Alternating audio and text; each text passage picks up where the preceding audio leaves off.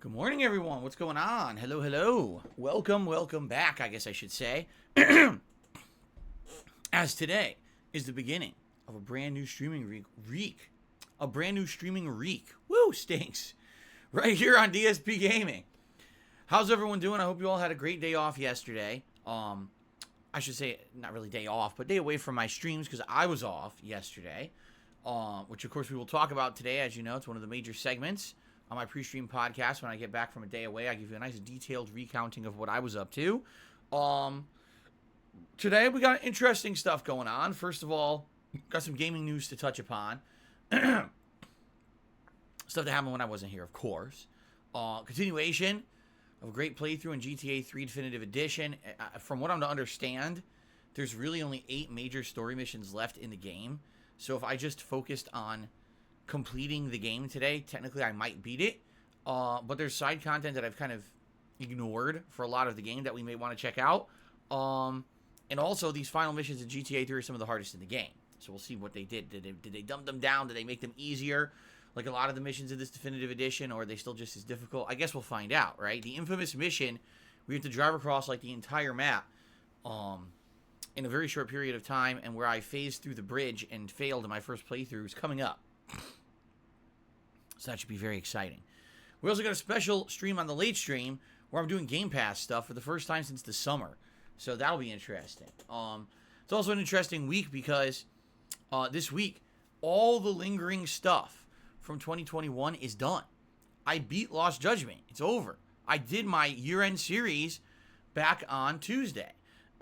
So, by the way, I guess I should start off talking about the year-end series. So far, so good.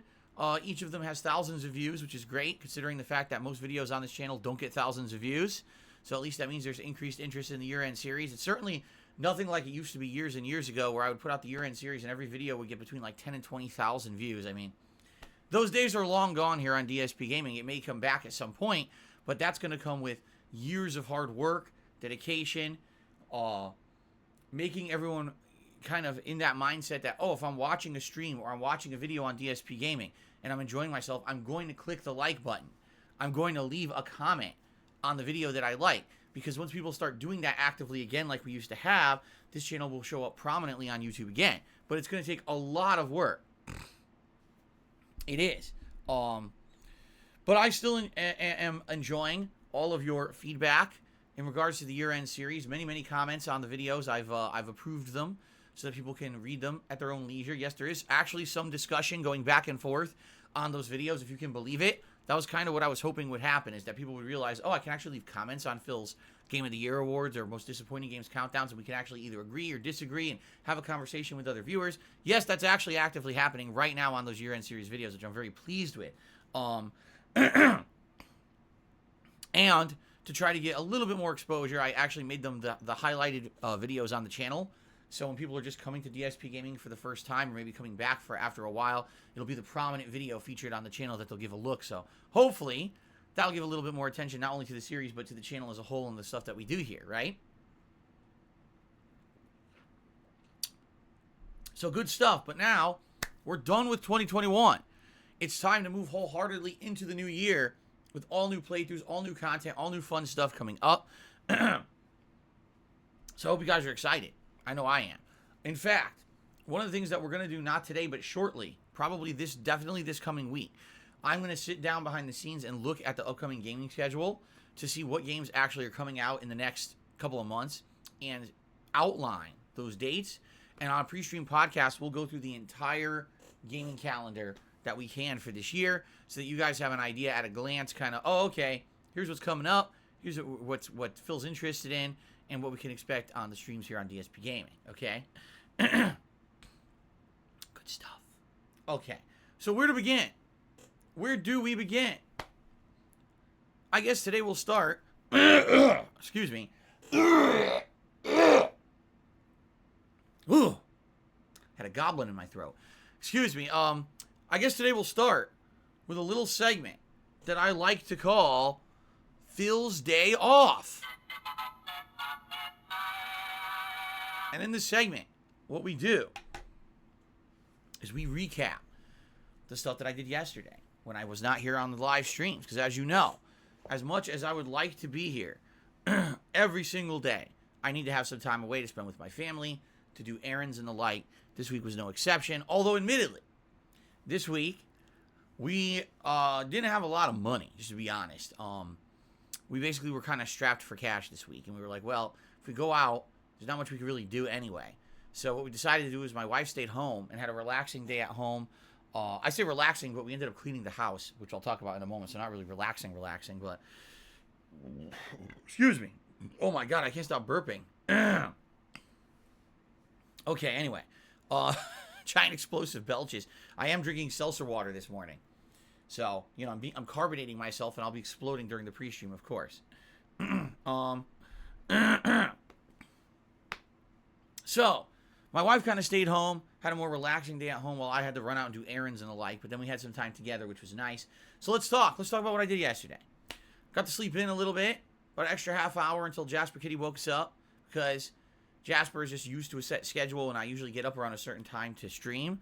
And if I'm not up by said time, sometimes he'll give a few extra minutes, but then he will try to wake us up. And he did. He was pawing my face. He was doing all kinds of stuff. So I ended up getting up a little bit later than usual, but I got a little bit of extra time to sleep,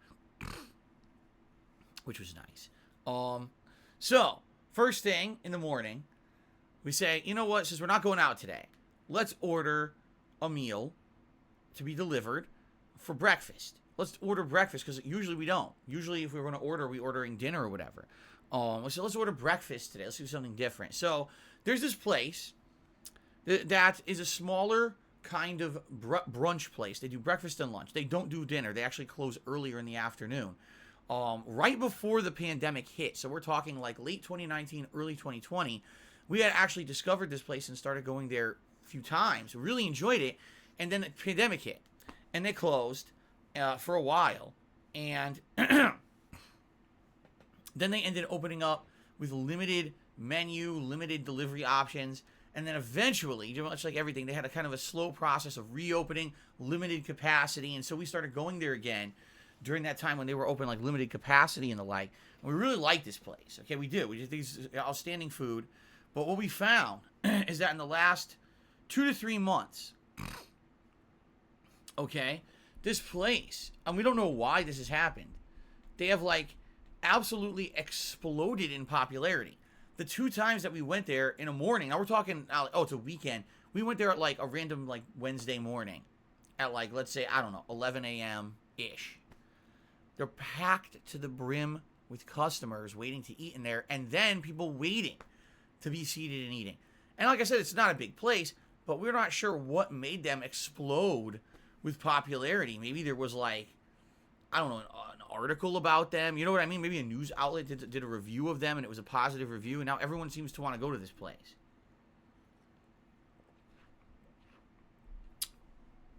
So that being said, we wanted to order from this place. We did, okay, for delivery. And it says, okay, you know, your food will arrive in like 45 minutes. Okay, great. Gives time to, you know, shower, get ready for the day or whatever. 45 minutes pass. Not here yet. Okay, let's open the app. Let's see.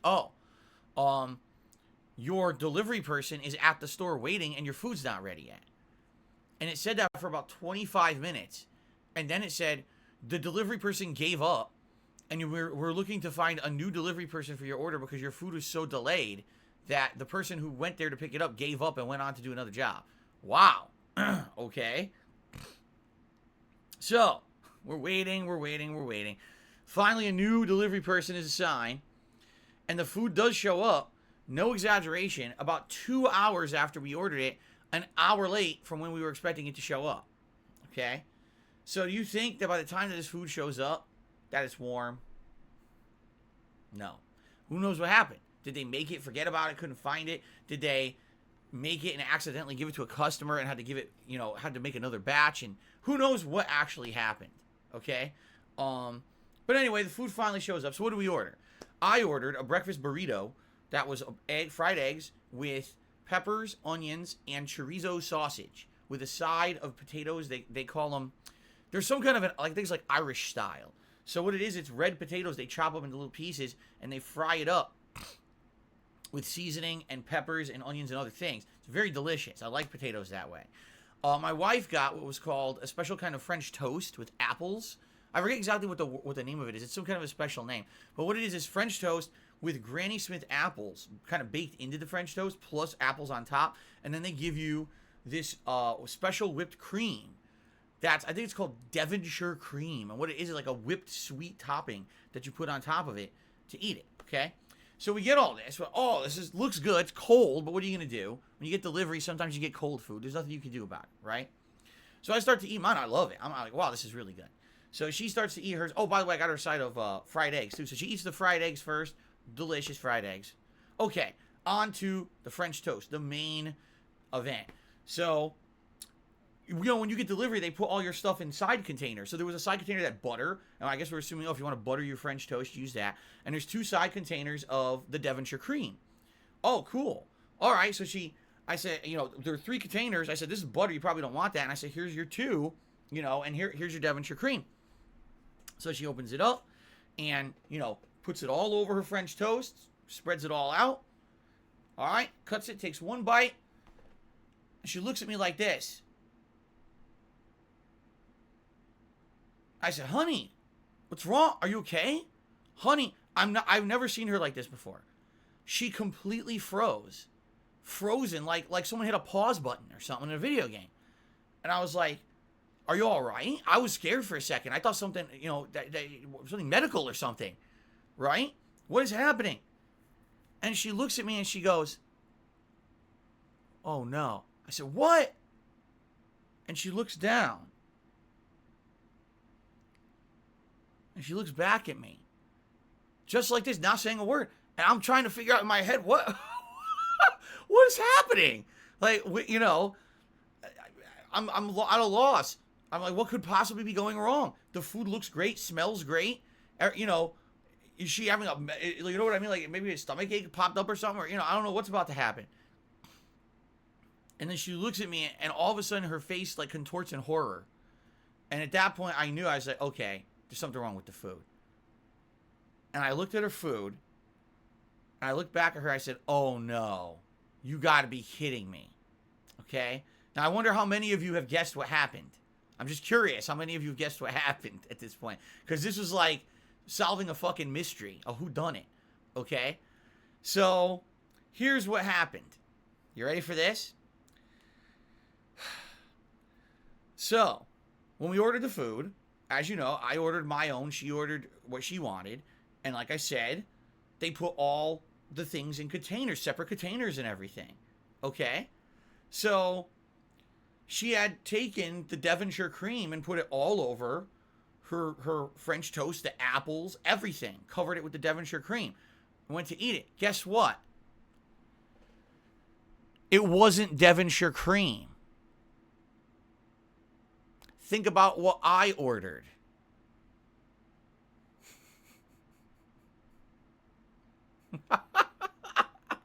Now it's starting to hit, isn't it?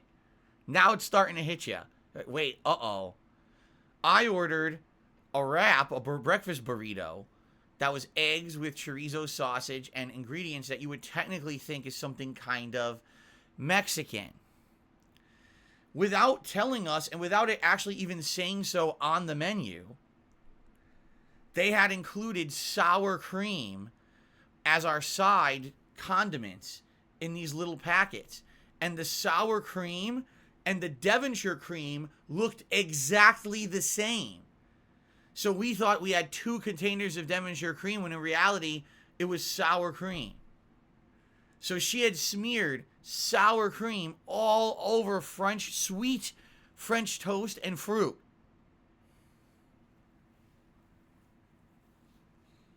And when you wait an extra hour to get your food and it comes super late, right?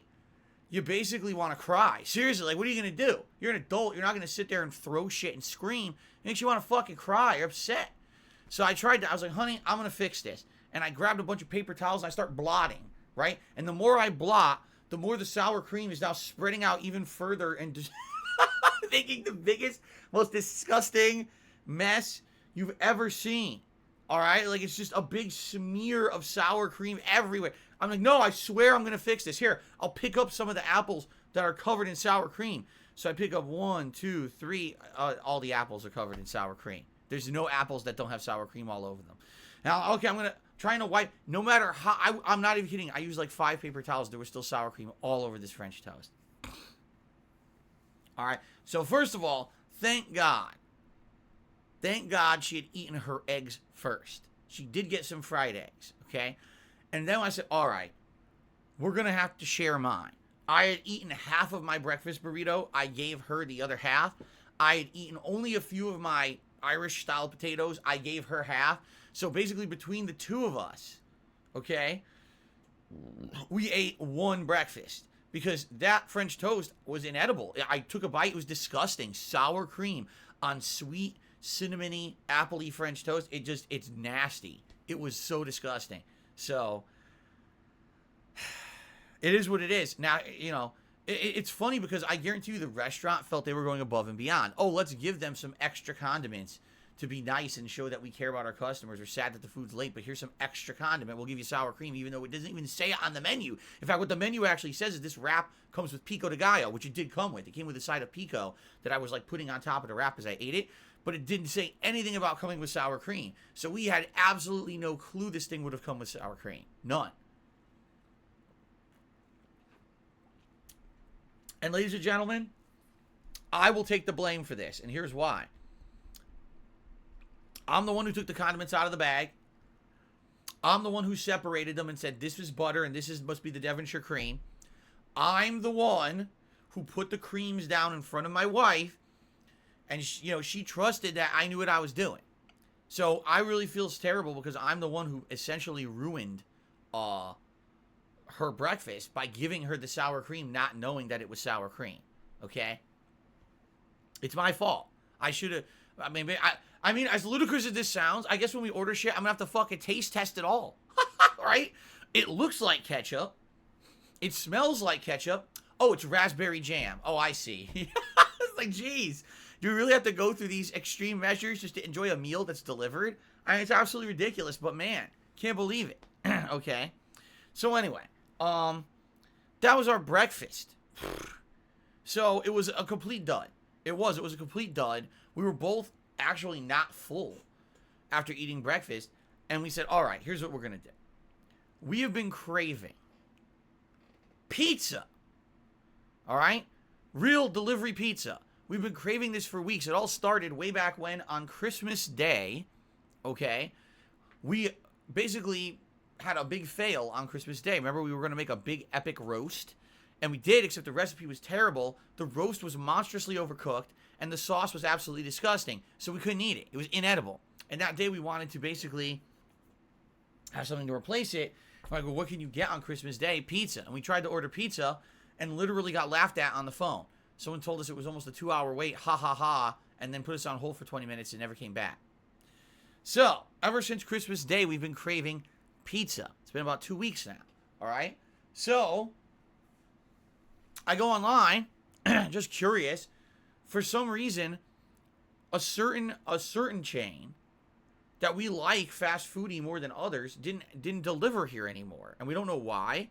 Apparently, I guess they shut down all their delivery service, which is very odd. They're only doing carryout. But yeah, they're only doing carryout for some very, very weird reason. Papa John's. We like Papa John's over like Pizza Hut or Domino's. Pizza Hut and Domino's, meh. Papa John's seems to be a little bit better. At least around here when we've ordered it, the pizza seems better ingredients-wise and flavor-wise and less grease. And it just seems to be overall better, okay? So, yeah, we went online and still it's saying no delivery available in your area. And we're like, how is this possible? There's literally a Papa John's in our city. There's a Papa John's right over the line to the next city. But none of them are delivering. I don't know if it has to do with coronavirus protocols. I don't know if it has to do with they just don't have enough employees anymore to do it. I have no clue. But, so what I ended up doing was I looked up alternative ways. And you could actually order like fast food pizza and then have it delivered by one of these other delivery services. Now, the catch-22 here is it's more expensive because they always mark up the menu prices. But I guess in particular, Papa John's was, I guess, looking to remedy that because maybe they realized we can't deliver in your area anymore for some reason. So what they did is they have a giant coupon that was like up to like $12 or $13 off any order if you order through delivery services. And we're like, oh, okay, then I guess we'll do that. So I ended up ordering some Papa John's pizza ahead of time for dinner, and scheduled it out. And something new that they're doing, there's a brand new pizza. Now, normally this would be something I would probably do on like DSP Tries It, right? I would review a new pizza, but it was on a day off and we really wanted to try it. So they have what's called a New York style pizza. Okay. What it is a very large pizza for a fast food delivery service. It's like a 16-inch pizza, so way bigger than a normal size pizza that you would get from one of these places. The crust on the edge is way thinner than the standard crust you would get at Papa John's. The pizza itself is large slices that you would like almost fold like you're eating pizza in New York City, how they have those giant slices. It's kind of that. And apparently they're supposed to fill the pizza with ingredients, okay? So we actually ordered pepperoni, a New York style pepperoni pizza from Papa John's, and wanted to try it out and see what it would be. All right. So we ordered that, and then basically I ended up going out and doing the errands for the day. So that included getting some pet supplies at the local pet store and grocery shopping. And let me tell you guys something. I don't know. I told you guys over a week ago, the story about how here in Washington State we had snow, and it was unseasonably cold. Usually it doesn't get this cold, but it was freezing temperatures, actually way below freezing for about a week. And one day, the day after Christmas, we had about 4 to 6 inches of snow, which basically put the entire state at a standstill. Everything closed. And then the snow melted, and then we had 2 more inches of snow overnight one night. And again, that was a week ago, and we were out on our day off last week. It's 5 p.m. and everything was closing. We're like, why is everything closing? Oh, because we're getting snow tonight. What time? You check our phones. It's not snowing until 11 p.m. Why are you closing at 5 p.m.? Oh, because we're preparing for the snow. It's 2 inches. So, I mean, out here, it's a whole different world than a lot of other places in the world. Here, they just don't understand inclement weather. They really don't. They just don't even understand what inclement weather is or how to handle it. While everywhere else I've ever been in my life, there's always inclement weather, and everyone's just adjusted to it and ready for it, right? So, I go grocery shopping yesterday afternoon, and I wish I were exaggerating. I wish. The store's full of people, okay, on a Wednesday afternoon. I don't know why. And the shelves are at least 50% empty, okay? Now you would say, oh, it must be a supply chain issue. No, you can hear people are asking the workers, where is everything? And the workers just keep saying, oh, because of the snow last week, the trucks didn't come on time, and ever since then, the trucks never caught up. Like, everything is backlogged by like a week and a half, and we're still waiting for stuff to come that was supposed to come last week. And I'm thinking to myself, there was 4 to 6 inches one day. It melted within 2 days, and there was another 2 inches. How the fuck did this delay every delivery truck a week and a half? I just don't understand it. Again, I'm sorry. I come from Connecticut. In Connecticut, they get feet of snow. And when they do, the whole state doesn't just freeze indefinitely. Everything continues. You go to the stores, there's food. You know what I mean? You could order food. You could go to life continues. We don't say, oh, there's snow outside. We now have to live in igloos like fucking Eskimos and warm ourselves over a fucking wood fire because everything got shut down and shut off. Like, what is going on out here? It really blows my mind that it's a week and a half later and life is still fucked up because there was a tiny bit of fucking snow. It just... And again, I talked about this last week. I said, even if you rarely get inclement weather, you would think if you're government, you run the place, you would at least have a little bit of foresight to say, gee, if something ever does go wrong, maybe we had an emergency budget or something to try to fix the issue. No. You know what this really reminds me of? I've talked about this over the years. The airline industry in the 1990s was booming. The airline industry, it was like every time you went to an airport, it was a party. People were at party atmosphere. You get on the plane, you're getting giant meals. It was actually like pleasant to fly in the 1990s. It was. The tourism was insanely booming. It was just a giant industry, so profitable. And then what happened? 9/11 happened. And when 9/11 happened, the entire airline industry imploded. Why?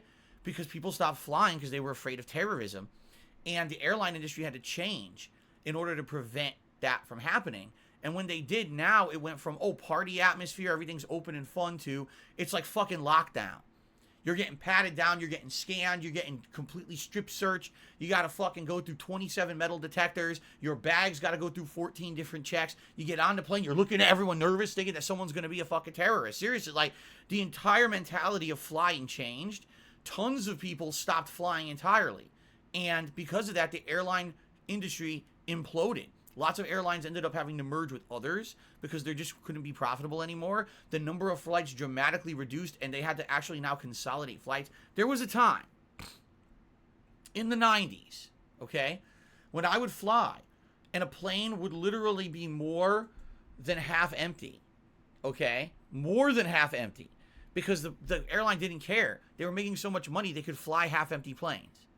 Now when you go to fly, you'll be lucky to get on a plane that isn't double overbooked.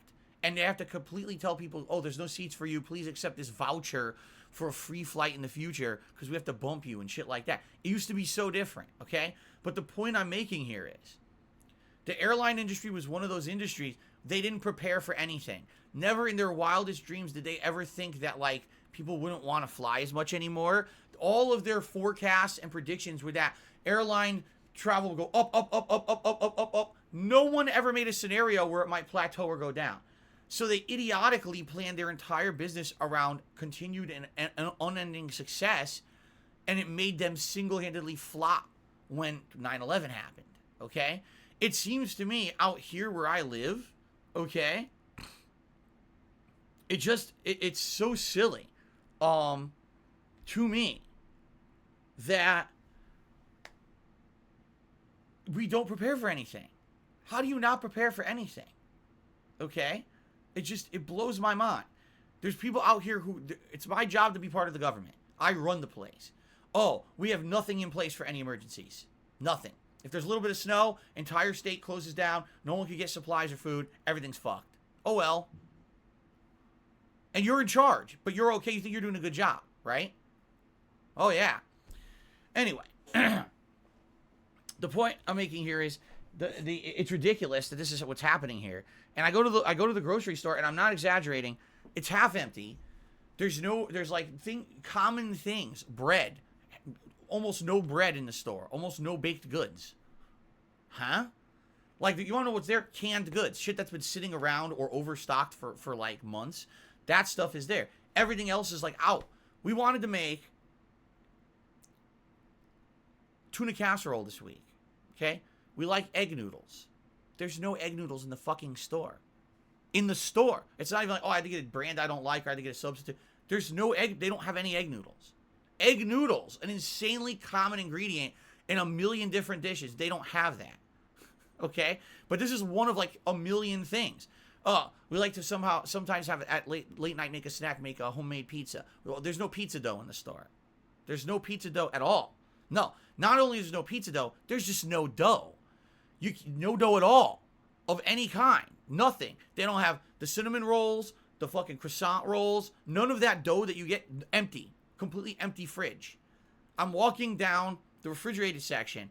I'm not kidding you. There were entire freezers empty. Empty. Nothing in it. What the fuck is going on? This reminds me of the early days of COVID. Only this time, this is not because people are panic buying. This is because this state is fucked up and has absolutely nothing in place for any kind of problems. So, oh my God, the sky it's a little hot today. Oh shit, close everything down, everything's fucked. Oh my God, a snowflake hit the floor. It's like 3 months now. We're going to have to catch up. But anyway, all that going on. I went to the grocery store. It was frustrating because, when you're going there and there's nothing there.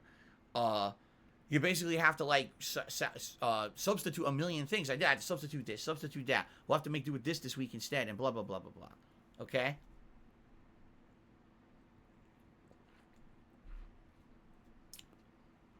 So I get home, you know, unpacking the groceries and everything, and the pizza gets delivered. Now, the pizza gets delivered by someone who's not a pizza delivery person, so sadly, they did their best, but they don't have that. You know how now when you order delivery pizza, they deliver it in that bag? They have a bag that keeps it warm or whatever, usually in the car. They didn't have that. So the pizza showed up, and it was good, by the way. I'm going to actually talk a little bit about this pizza in a second.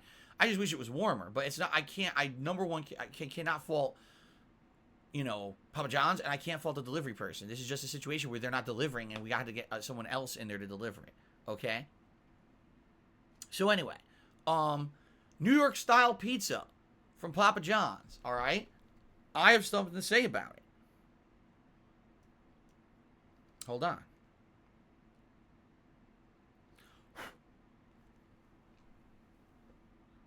That's what it looks like. It's large slices, and some of them were skinny, and some of them were actually like extra wide, like I said, like a New York style.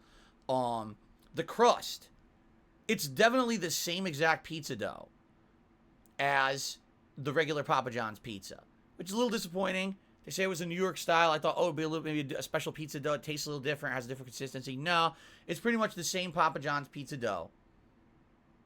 Okay, but the pizza is extra large, like I said, 16-inch, the biggest pizza you can order from a place like this.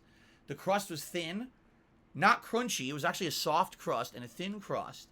And yes, the topping, we got pepperoni. The pepperoni covered the entire top of the pizza. Like, it was amazing how much they evenly spaced it. They must have actually, like, worked on this to get it to be that nicely covered and even. When you take the piece off, you can fold it just like New York style pizza, or you can hold it with 2 hands because this is wider pieces. You need to kind of hold it like that. It tasted great. Was it authentic New York style pizza? Hell no. It was nothing like authentic New York style pizza. When you go to New York and you get pizza, first of all, the sauces usually has chunks of tomato in it. That didn't happen. That was not in this pizza. Usually this cheese is stretchy, right? Stretchy mozzarella. No, that was not the case here. It was just, you know, think, you ever had a Papa John's pizza? Okay. Think it's a bigger pizza, bigger folding slices, and a lot of ingredients. If you get toppings, they cover the entire top of it with toppings. That's essentially what their New York style was, okay? But it was good. Like, to show you again, that's a few leftover pieces that we had after we had eaten it, and I cut them up, stacked them up, I put them in a container to save. It's actually very good. The flavor was good. It wasn't super greasy. It was a little greasy, but not super duper greasy like a lot of other fast food. Like, the reason that I stopped at one point eating Pizza Hut is because Pizza Hut is absolutely disgusting with grease. Like, when you order, you could literally pick up the piece of Pizza Hut pizza and go like this at an angle, and you'll see grease pour off the pizza onto your plate. It's fucking nasty, man. It's like wringing out a sponge and it just pours. It's nasty. This was not like that at all. I would say, in regards to fast food delivery pizza from a chain, probably, and I'm not exaggerating, probably the best fast food delivery chain pizza I've ever had. That's saying something because I've been eating pizza my whole life, obviously. And by the way, no, it's nowhere near as good as authentic Italian pizza. It's not. Authentic Italian pizza, completely different. Authentic Italian pizza has hand-tossed crust that has bubbles in the crust. The crust is crunchy, but also a little bit airy and has good flavor to it and has a char flavor to it. The dough of real Italian pizza is chewy, but also bendable and floppy. If you toast it in your, like, on a toaster oven or your oven, it'll become a little bit crispy. This is not like that at all. This is more chewy and doughy, okay? And basically the sauce. You will never replicate real Italian sauce unless you're Italian, because the Italians, they make their sauce in the morning. They'll make a big pot of their sauce, their marinara for their pizza, with chunks of tomato and seasoning, and they slow cook it all day, and then they put it on the pizzas over the course of the day. You're never going to get that from a fast food chain like this that probably has their sauce made months in advance, frozen, and then they thaw it out and just pour it on their dough, their pre-made dough. You know what I'm saying? It's never going to reach that level. But it was actually very good. And I rarely would say that about a fast food style delivery chain, but that pizza, like, if I was going to order fast food pizza, I would order Papa John's New York style pizza every time. It's that good. It's the best you're going to get from that kind of a place. So I actually give it 2 thumbs up It was very good, and I saved a bunch of it. I'm going to have it as leftovers over the week. It was really good pizza, okay? All right. And then, so then for the rest of the day, we did a lot of shit. We cleaned the house. We actually ended up, like doing a deep clean of the floors and stuff here downstairs. The funny part about that is Jasper is deathly afraid of the vacuum cleaner. Whenever we turn on the vacuum, he acts like it's like a monster. And we make fun that it's the kitty-eating monster coming after you. It's just a vacuum cleaner. But he's, like, totally afraid of it. And we actually have a vacuum that's a good vacuum. It's one of those pet vacuums. It was more expensive than a regular vacuum, but it has bigger capability to suck up hair and stuff. And, man, it's funny because your house will look clean when you have a pet. But then when you turn on that vacuum and you start cleaning and oh my God, look at what's sucking up. There's dander, because, you know, cats have dander too, just like any creature. Oh my God, there's pet dander, there's fucking hair everywhere. Jesus, disgusting. So we ended up kind of doing a deep clean of the bottom floor. And then also Kat played a lot of Skyrim, ended up getting to the point where she unlocked the house. That's part of Anniversary Edition. She finally hit level 10 and she got the house just like I got. And she's been actually looking even deeper into the new Anniversary Edition content of Skyrim. One of the new things they added were pets. So you can have like a pet bunny and a pet goat and a pet nymph, which is a big like mutated bug. And you could command them to do stuff to help you, or you could just treat them like a nice pet and you can actually have them stay at home. So you can send them to your house once you have one. So yeah, she unlocked the house and she sent her pet bunny there, and the bunny was like jumping around. Oh, it was so cute. Like, wow. So what they did, basically they turned Skyrim into like a sim game. They really did. Like Skyrim, it has this big epic journey, all these quests, but then you could go home and simulate a home life with your pets, and you could do all this crafting and stuff and decorate your house and stuff. So they really, it's so weird but they did that, but at the same time, why not? The game's been out for 10 years. They added all this user-created stuff, right?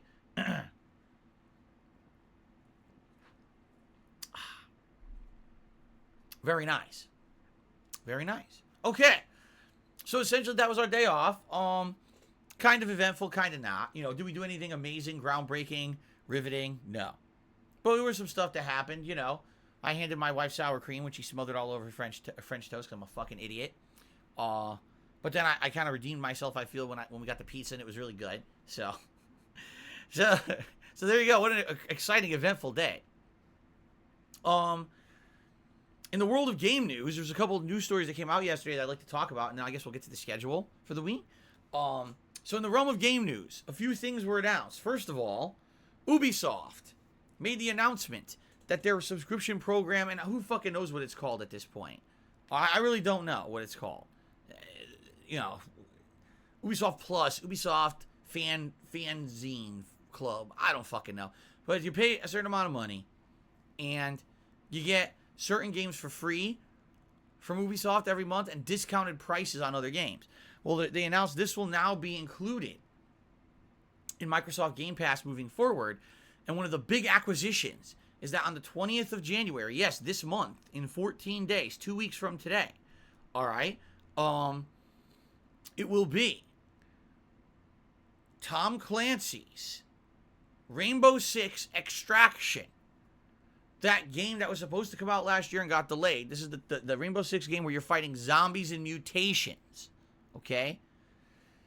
This game will be day one free under Game Pass.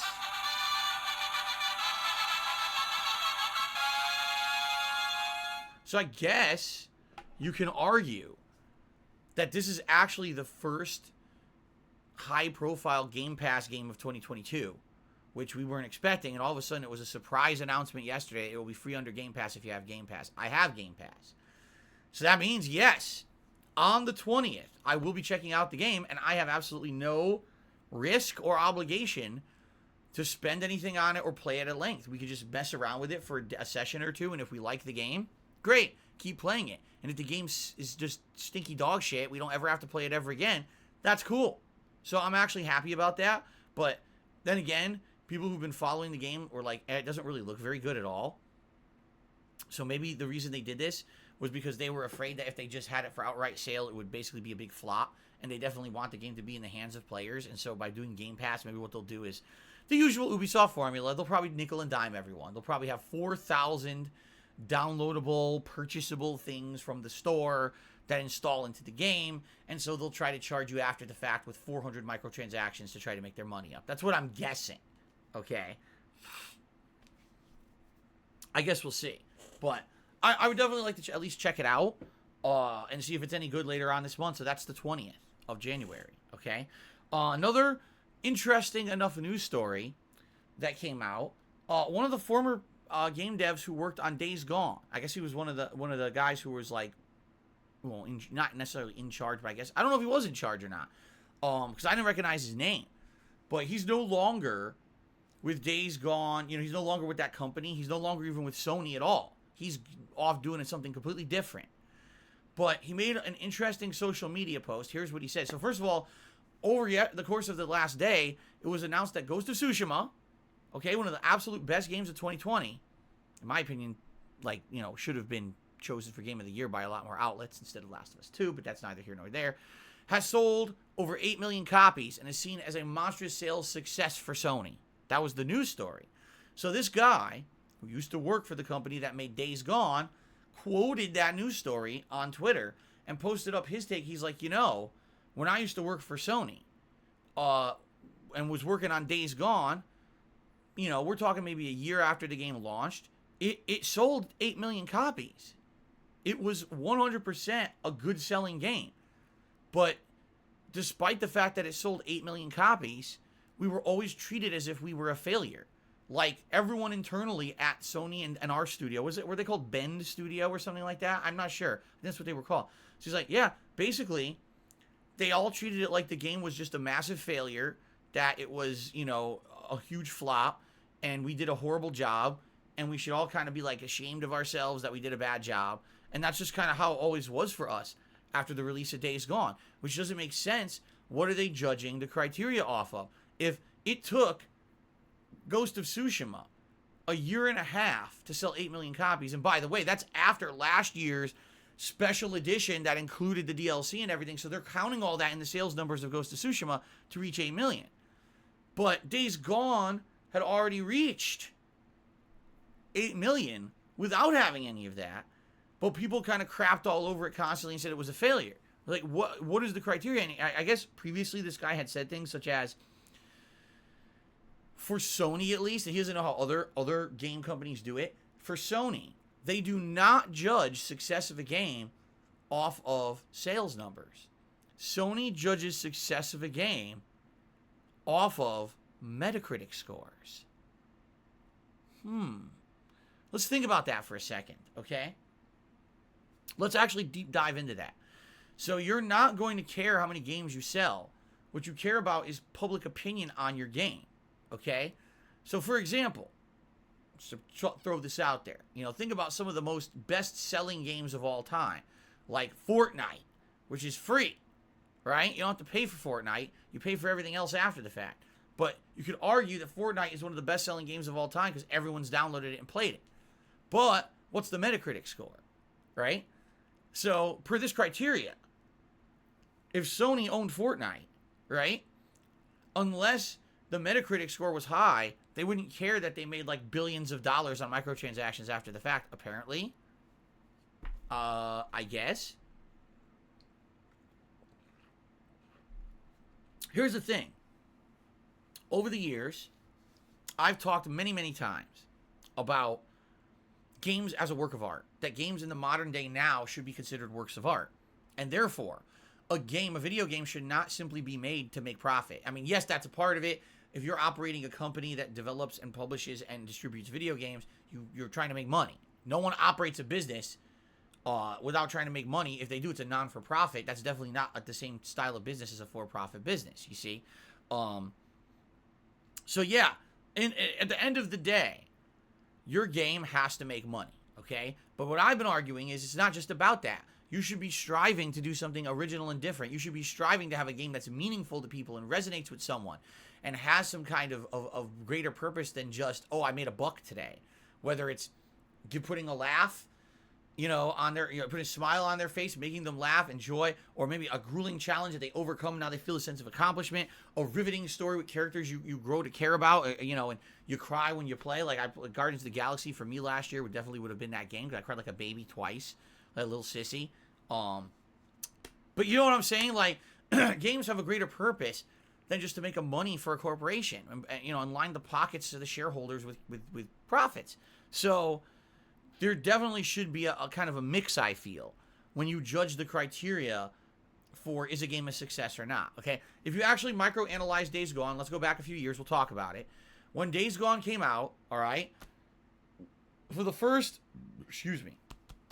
whole first week that I played it, all right, I told you guys I didn't really like it. I said, man, this game is slow-paced, it's boring, it's just very, very bad. Like, it opens up with a little bit of backstory, but then immediately you're in the open world and you have to try to destroy the zombie layers, or I guess they call them nests in that game.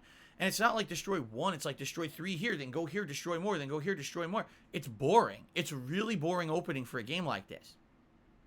And then, after about, I'm not exaggerating, after about 10 to 12 hours of very, very boring gameplay and almost no plot at all, then all of a sudden the entire game changes. You arrive at a camp of other survivors.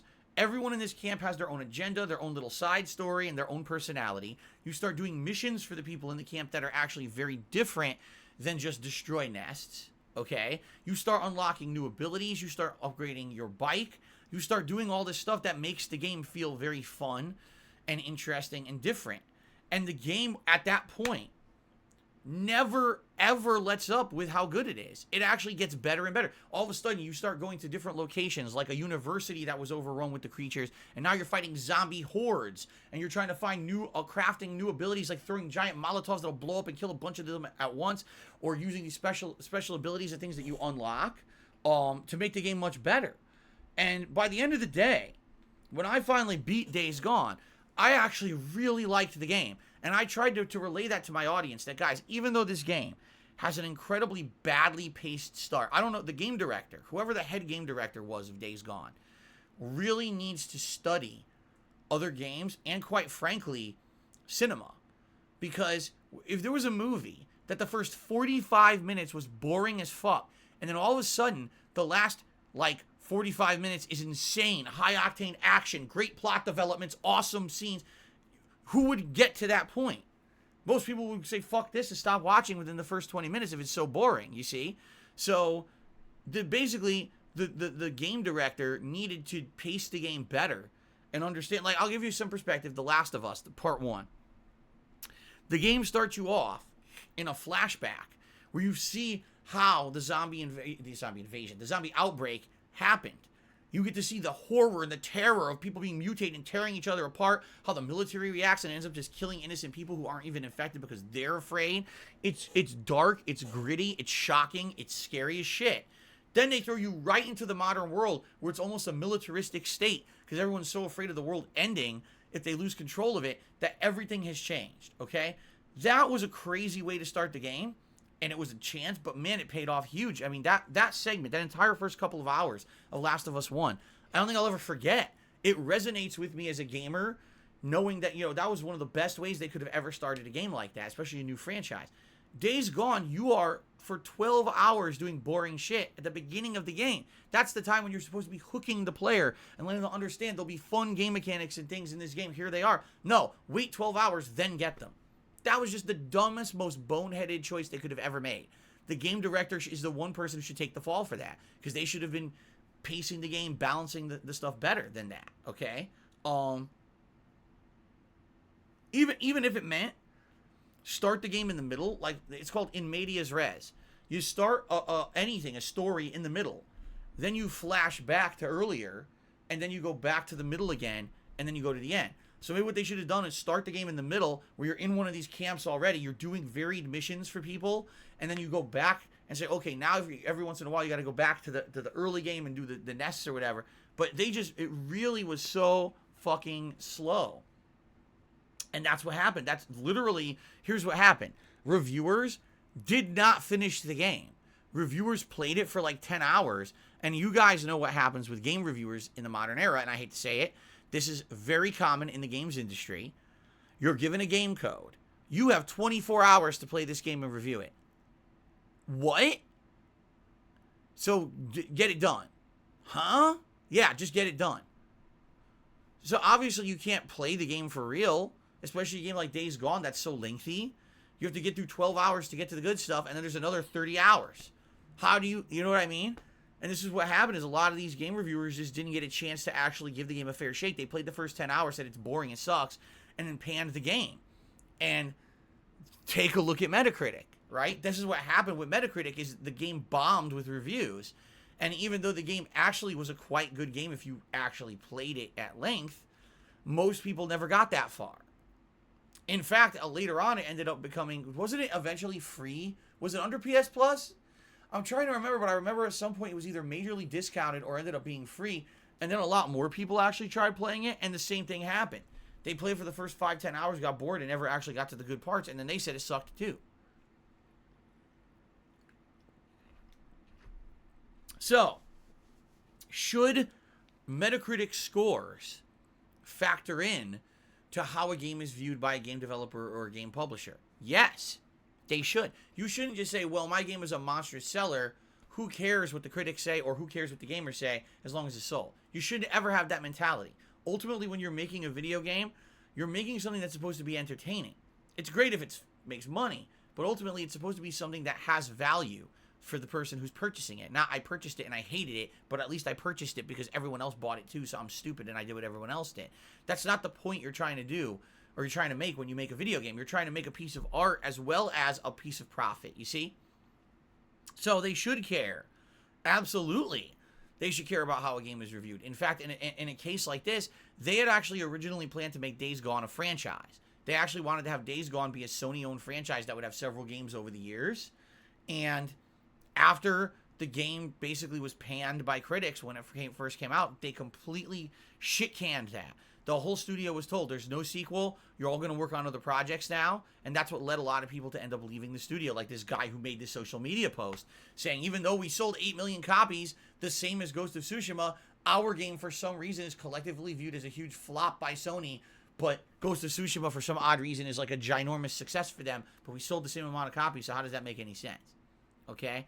So I feel like it should be a combination of factors. Yes, sales should factor in to if a game is looked at as a success, but man, that can't be the end-all be-all. There should also be some kind of opinion, public opinion, on if your game is good or not. Because another thing you got to realize is a lot of these games have a ton of money and time and investment.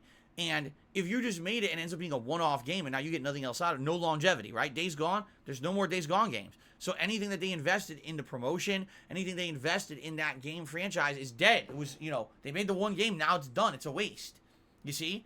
I feel like what they wanted to do, they wanted to have a giant franchise of longevity out of it, and it didn't happen. And because of that, they're very disappointed. Wow, we had all this faith in this studio and faith in this game franchise, and so do I feel like it should be should Metacritic be the defining factor of a game? No. Metacritic is very flawed. People could review bomb a game. It's happened many times over the years where for some reason people got to bug up their ass about a particular game, and it really has nothing to do with the quality of the game at all. Maybe something bad's happened at the game development studio, right? Maybe, even though the game is good, there's an underhanded business practice going on with transactions in said game. There's many reasons why a game could get review bombed. On the flip side of this, okay, I feel that sadly some games just get way too positively reviewed by the mainstream journalists out there. I just did my year-end series. I told you guys, I really feel Deathloop got way too much credit from mainstream reviewers. And the weird part about that was it only seemed to be mainstream media and these big media companies like IGN and stuff who kissed the game's butt. Actual individual people on the internet like me who played the game told it like it is and said, this game ain't great, it's all right. It's kind of the same Arcane Studios formula that you would expect, but it's not anything special, nor is it anything that you have your socks blown off, So why in the holy hell did the mainstream media all say 10, literally 10 out of 10. It wasn't like, oh, hi, 8, 9 out of 10. It was like, oh, perfect game, 10 out of 10. And at that point when it came out, oh, so many more people ran out and bought it because of those mainstream media reviews saying it was perfect. And then we're like, why did I believe them? It just ain't that very good, you know? If we solely based games off of Metacritic scores, then Deathloop is the best game of 2021. When in reality, it's not even in the top 10 games of 2021 from someone who objectively ranks games and compares everything that came out in one year and plays a big variety. So, yeah, it's just an interesting story because it's kind of the opposite of what you would expect. You would expect that a game publisher and or game studio would judge solely off of money, sales. And this is a case where Days Gone, that was not the case. The game actually did sell well. You know, another thing that maybe we don't hear that could be a major factor would be actual development cost. How much money actually went into the development of Days Gone that we're not aware of? Maybe the game sold 8 million copies but didn't even break even because it was such a huge development cost, right? We don't know. We're not privy to that information. So maybe that's what it is. Maybe they're like, well, the game itself sold well, but man, we lost money on it, you know? You know what I could compare this to? I'm going to compare this to something that very much for me is relatable. Project 7 back in the day, okay? For those who don't know, way back when in 2012, I made a web series that was not gameplay like the stuff that I do. It wasn't a podcast. It was an actual scripted comedy series called Project 7. It was starring me and my then friends, kind of going through fantasy gaming world. I was trying to get my gaming powers back that I had lost. We were fighting video game characters and stuff like that, okay? That series did pretty well. Every episode was getting over 100,000 views on YouTube, which is good for a little rinky-dink series like that. It wasn't like we had any budget or any promotion, all right? I literally financed the whole thing myself. All the props, okay? The outfits and things that you saw in there, except for one. I actually think that OJ bought his own Mario outfit. But outside of that, everything else that you saw in there was essentially something that I specifically bought and financed for the show, okay? I sunk money into making t-shirts and stuff that we were going to try to sell at conventions. So overall, you look at Project 7, you say, okay, so you ran 4 episodes. Each episode had like 100,000 views or more. Then you had promos for it, right? I was running trailers and things for it. All of those had like tons of views on them. So overall, the series was a success, right? Right? Wrong. I lost a ton of money on Project 7. Because number one, when I was making it, I wasn't doing gameplay videos. And gameplay videos were my bread and butter back in the day. They were making me tons of money. So you might say, oh, you had one video with 100,000 views. Right. But when I was making that video, I wasn't putting out the other gameplay videos that make me way more money than the one video that I put out to get 100,000 views. In addition to that, I spent way more money just on the props and stuff alone for Project 7 than the series ever brought in with ad revenue. Keep in mind, back then there was no crowdfunding, there was no tips, no cheers, no donations, nothing of anything like that. It was just sole ad revenue on videos based on views. So I literally, all the money, I'm not kidding you, at the end of the day, when Project 7, those 4 episodes were done, it was thousands of dollars that I had invested. I had actually bought more props for the series moving forward. I bought a big replica Mass Effect rifle that we were going to use for the sci-fi RPG episode, and other things, So it ended up being, I spent thousands of bucks to make it happen, and I made like less than half of that on ad revenue for it, and then lost money for the time that I would have been making other gameplay videos that actually would have been way more profitable anyway. So you look at that, oh, that was great. I'm glad that Phil did that series. It was something different. Why doesn't he ever go back to it? It actually was a loss. It was a big loss series for me.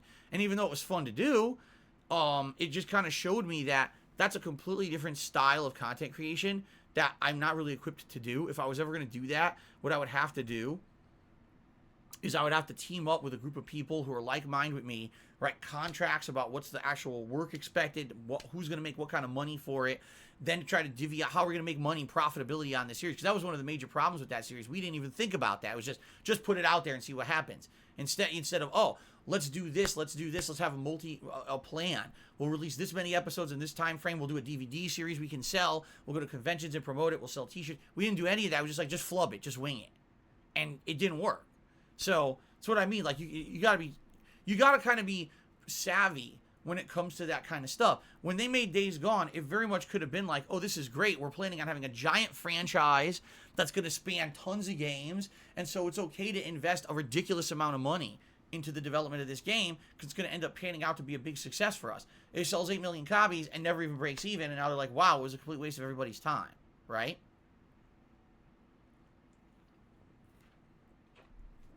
That very much could be the case. You don't know. You're not privileged to that information, so who knows, okay? But I just find it an interesting story for sure. I just find a lot of what happens in the game industry is interesting when you hear about it like this, because you usually don't get this kind of a view into the games industry. All this stuff always usually happens behind closed doors. People don't want to talk about it because of non-disclosure agreements or because they're afraid of losing their jobs if they speak up. This is a case where the guy doesn't work for the company anymore, and he can actually speak out and be like, this is bullshit. You know, we worked our asses off on that game. We're proud of it. It sold, and still we're treated like we were failures, while Ghost of Tsushima basically sold the same as us, but now they're the giant success story over there at Sony. So, it's kind of interesting. Okay, ladies and gentlemen, I feel it is time for us to talk about the game schedule for the coming week and then to do shout-outs. How does that sound? Sound good? Okay. All right. I hope you're excited for what's coming. Why am I talking like this? I don't know. I don't know. All right, so as I previously said today, we're continuing on with Grand Theft Auto 3 Definitive Edition. And we're heading into the end game, so what I'm supposed to understand is there's 8 major story missions left in the game. Now, if you guys remember, some of the final story missions in Grand Theft Auto 3 are some of the most frustrating missions in the entire franchise, because back then there were no checkpoints, there was no mini-map where you could, like, plot out your routes to do this stuff. It was just like, oh, the mission is drive from here to here, across the entire map, and just do it in one go in a time limit, and good luck. Oh, great. Well, let me use the mini-map to plot out my cars. Oh, there's no map. Oops. Right? So, this will be a little different because now there is a map. There's a fully fledged working GPS, so maybe the final missions will be way easier. Also, yes, you can restart a mission when you fail it, so maybe it will be a lot easier this time around. I don't know. Definitely a lot of the missions in the game have been easier than they used to be. At the very same time, some of the missions have been shockingly annoying. You know, I tried to do that car delivery mission 4 or 5 times last stream, and the game was just glitched, where it wouldn't work. I delivered the car every time, and it never counted, and I couldn't beat the mission. Hallelujah, thank God you didn't have to actually do that mission. It was optional, right? So anyway, we'll see what happens today. Should be a fun stream regardless. Will I beat the game today? Will I not? Will I only do story, or will I feel like maybe I should do some side content and stuff that I stumble upon? I don't know. We'll find out together today. We'll see how it goes, okay? Tonight, the late stream is something completely different today. Ladies and gentlemen, tonight on the late stream, we're going to be doing a Game Pass Exploration Special. I've only done this once or twice before, okay? Since I got my Xbox Series X and I joined Xbox Game Pass Ultimate. There is a large variety of games that are available under Game Pass that I have tried as a result of just them being basically free because I'm a Game Pass subscriber. Some of them have turned into pretty fun playthroughs that I never expected I would ever have even touched, but they were really great games. So we have not actually done a Game Pass related event like this since the summer. That was the last time we actually did it, was I think like August, I want to say. So here's what we're doing tonight at 6:45 p.m. Pacific Standard Time. We're going to jump into Game Pass on my Xbox Series X. We're going to look at all the games that have been added and released since the summer. We're going to pick and choose some of the games that look like the best ones, or maybe even start downloading some of them. And basically figure out, gee, this is some of the stuff that maybe I would like to do over the course of the next month as maybe late night chill streams, or maybe start up a new playthrough, because the thing is, I am going to finish GTA 3 sooner rather than later, likely within this next week, if not today, in one more session maybe, and I will be looking for something else to put into the main rotation. So maybe we could find a game that we could do something like that with, okay? Will there actually be gameplay tonight? Maybe, maybe not, because I'm not sure how it's going to affect my internet to be downloading full games while I'm streaming. I don't know if that'll like crap, you know what I mean? Will it crap out my stream? Well, I don't know. I haven't really ever downloaded a full freaking game while live streaming. I also don't know how long it would take, although my internet's really good, so you would think that it's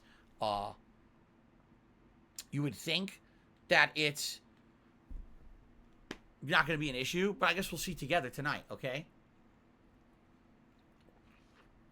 So, if you're interested in Game Pass and what I'll possibly be doing this month, and or if you want to be a part of that and give influence, say, hey, maybe you should try this, maybe you should try that, be here for the late stream tonight. I know it's very different because it's definitely not just a major stream of gameplay tonight, but it's something interesting for the variety of the streams, right? Something refreshing. A lot of interaction tonight for sure on the late stream, okay? Okay. Tomorrow, we do go back to full gameplay tomorrow. The main gameplay stream tomorrow will be the continuation of Resident Evil 4. As you remember, we're still in the Salazar Mansion. We've been there for many hours now, arguably around 3 hours, and it's a very lengthy part of the game. I'm enjoying myself, although it's funny because I don't remember a lot of this. I do not remember that hedge maze at all. Remember the giant hedge maze infested with the demon dogs? I don't remember it at all. And, you know, man, it was a pain in the butt, but we got through it. So more coming. Friday's main stream. Friday night is my weekly late night session of Street Fighter Fun, where I play old school Street Fighter, and I'm debating what version. Oh, here's the new animation, by the way, the new Skyrim animation. I love this one. Jasper, get down. Oh, I'll get down, all right. Boom, boom, boom, boom, boom, boom, boom, boom, boom, boom. Starts dancing, spinning. I love that. Anyway, thank you for that tip there, Cracker Jacks. I'll shout out all the contributions in just a moment. So anyway, in regards to Street Fighter, I don't actually know what version to play on Friday night. We could play PlayStation again. We could try Xbox this week. It really doesn't matter. Either one would be cool to mess around with, I guess, and try. So let's figure out what we want to do. Maybe talk about it over the course of today and tomorrow. Figure out what version we want to mess around with on Friday night, okay? Saturday will be the continuation of Skyrim Anniversary Edition, which I'm very excited for, as you know. Great developments last stream, and looking forward to more of that. Saturday night will be Halo Infinite multiplayer, okay? Now, that's pretty much as far as I've gotten with the schedule. Here's why. My wife is back to work this week. My wife is actually starting up a new work schedule for the new year, and we only know a few days worth of her schedule, and then she's going to be given the rest of her schedule for the rest of the week over the course of this weekend. So once she has that, then I can tell you, oh, okay, my next day off is Tuesday or Wednesday. I don't know right now. I have no idea when my next day off is from streaming. It could be as early as Sunday. It could be. Or it could be much later than that. It all depends on her work schedule, which we don't know yet. All right? So when I have more information for you, I'll let you guys know exactly what's going to happen with that. Okay? And then we'll move forward. So at the very least, I'm definitely here Thursday, Friday, Saturday. I don't know the rest of the week's schedule after that.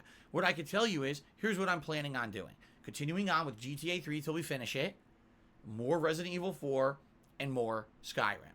On the late streams, I'm planning on doing a special late night stream of Lost Judgment, where basically we are going to do post-game content. A lot of side content remained undone in the playthrough when I beat it last week, and apparently there's actually new side content that opens up when you beat the game. So what I'd like to do is go to the new mode that unlocked that allows you to return back to the city, the open world, and do all that side content that you missed out on. It's going to be a chill stream. There will be no pressure or time frame to do anything in because we're not rushing to finish the game now. So it'll be more of a for super fans of the series, people like me playing Yakuza and Judgment games, to come in and chill once a week. I'm only going to do it once a week as a late night stream.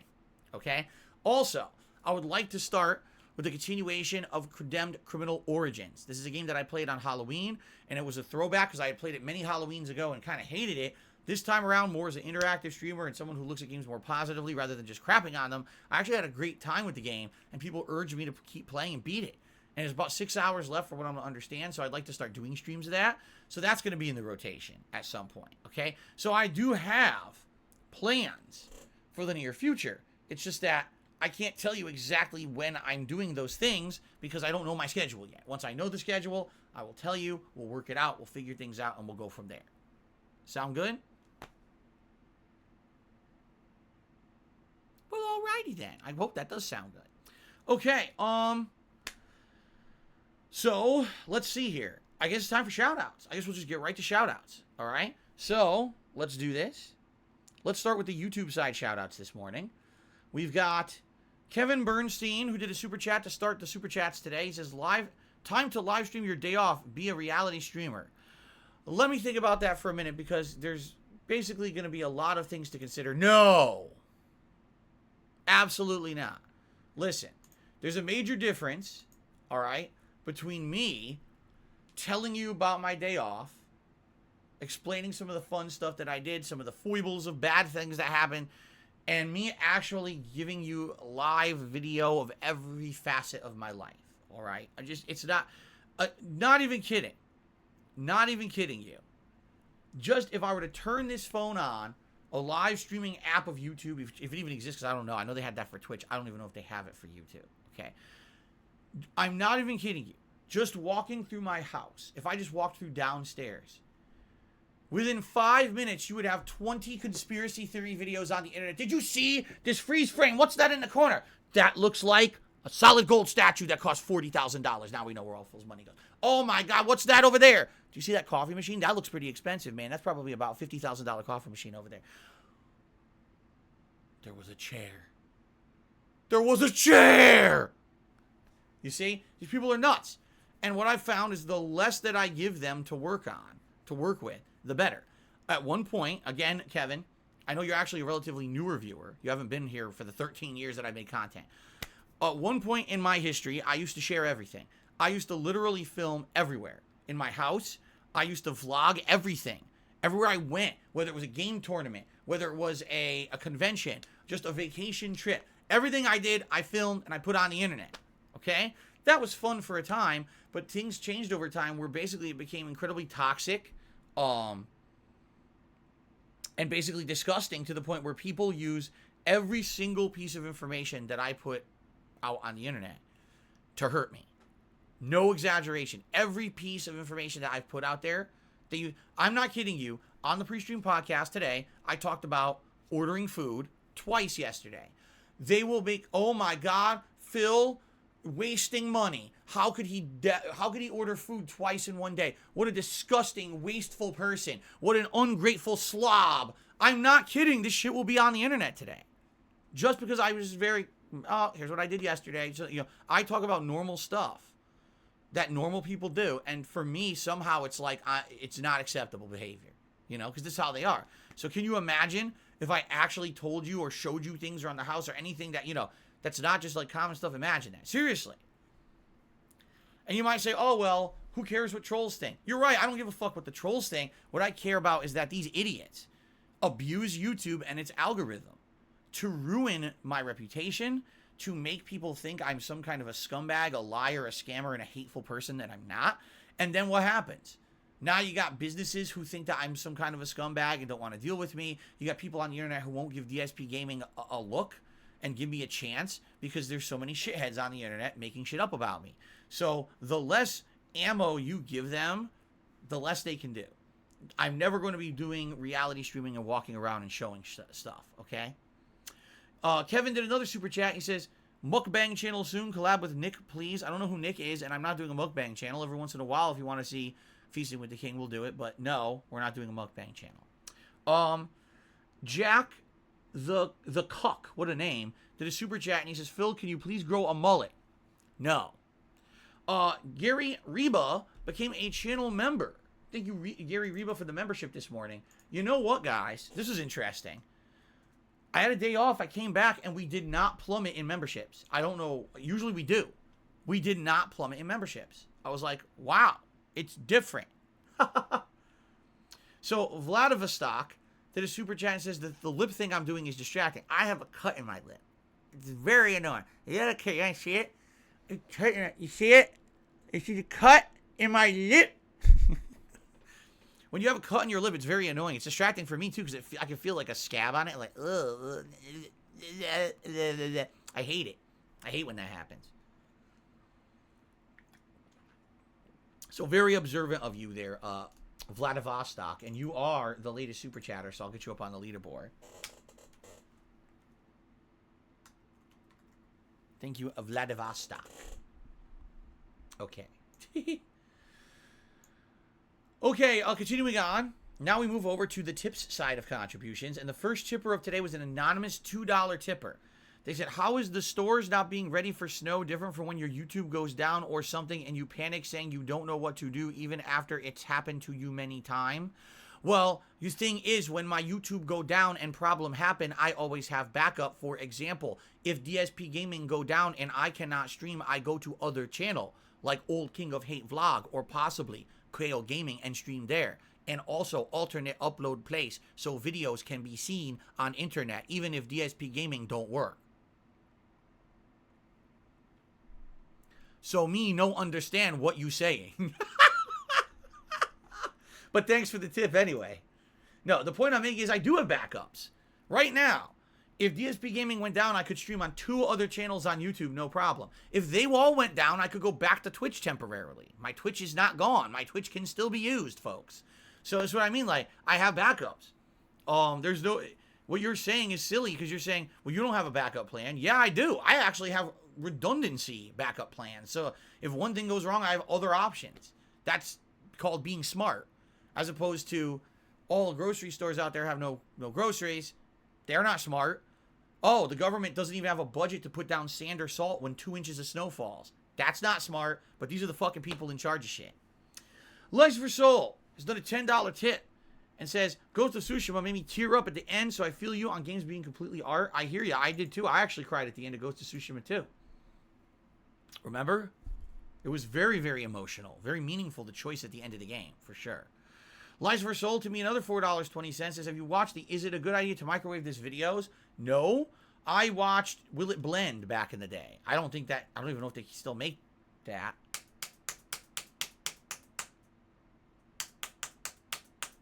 My keyboard's not working. I don't even know if they still make Will It Blend.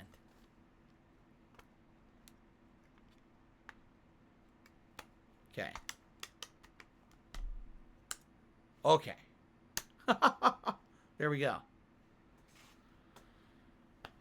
All right, and then Cracker Jacks tipped me $20 to become the biggest tipper of the day. And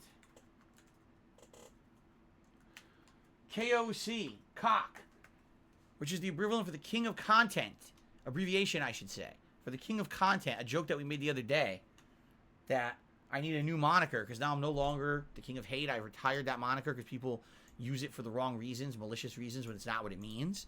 They say I'm a bigot and shit, and it's not what it means at all. So I said, okay, we're going to retire it. So it's now the King of Cock. Wait, no, not the King of Cock. Whoa, whoops. Oh, no, I didn't mean to say that. I meant to say the King of Content. Not the... Yo, that's great. All right, let's...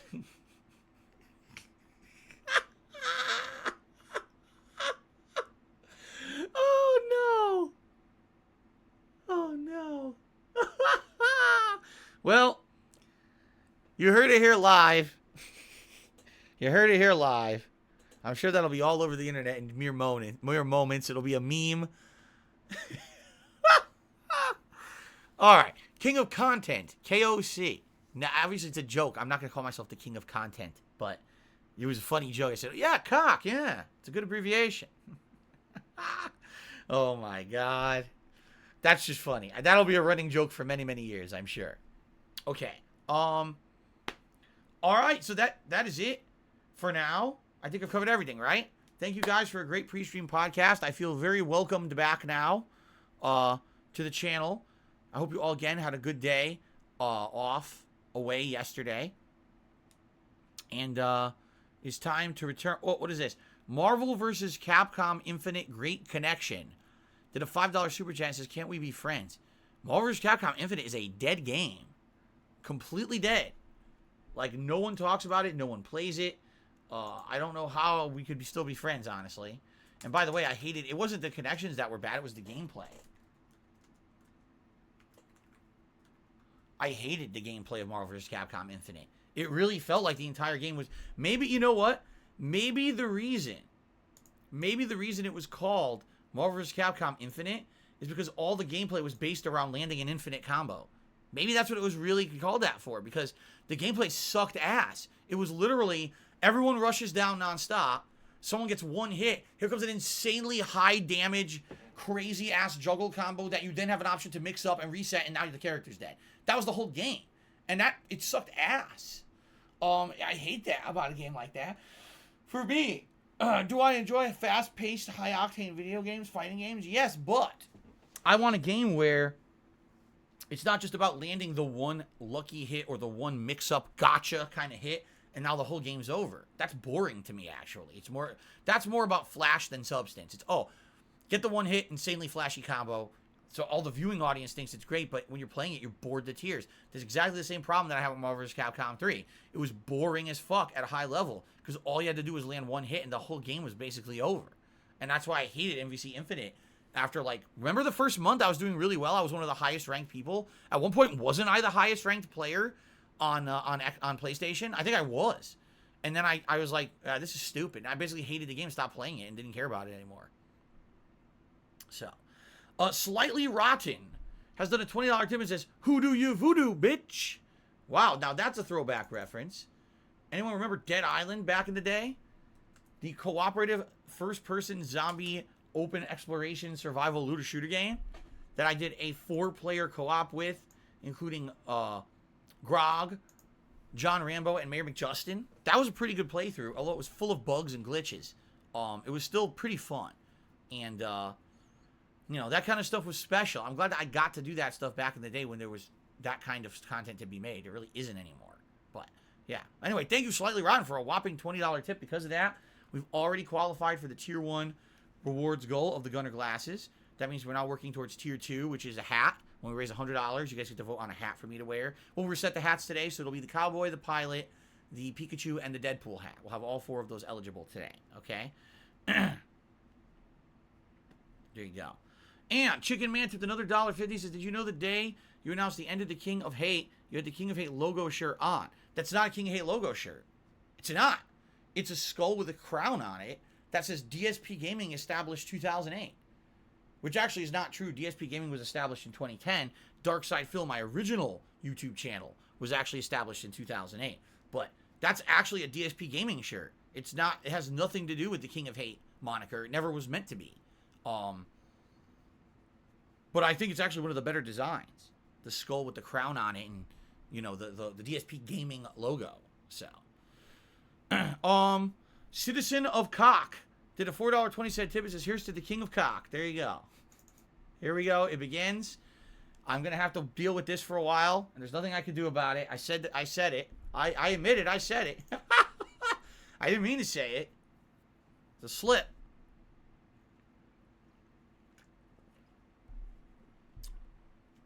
I slipped, I tripped, and now I got to deal with being in a dip. Because I fucking said it. Let's see. Lives Verse sold to me $4.20. It says, "Do you think the people you roasted on friend request ridicule videos are still hardcore fans?" No. In fact, those are the people who hate me. Those are the people who have the longest standing grudges against me. In fact, do you remember the guy who said Akuma Baby? Akuma Baby. Remember that, right? And we still reference it when I play Street Fighter. He's the one who tried to file for divorce for me and my wife. I have no idea. I'm just making that up. Not the divorce part. Someone actually did try to do that. But I don't know if it's the same guy. I'm just making a joke. Okay. I think it's time to end the pre-stream. And I think it is time. Happy Thursday to you as well, Guts. I think it is time to get started with Grand Theft Auto 3 Definitive Edition. You guys, does it sound good? I hope so. All right, let's do this then. Sounds like a plan.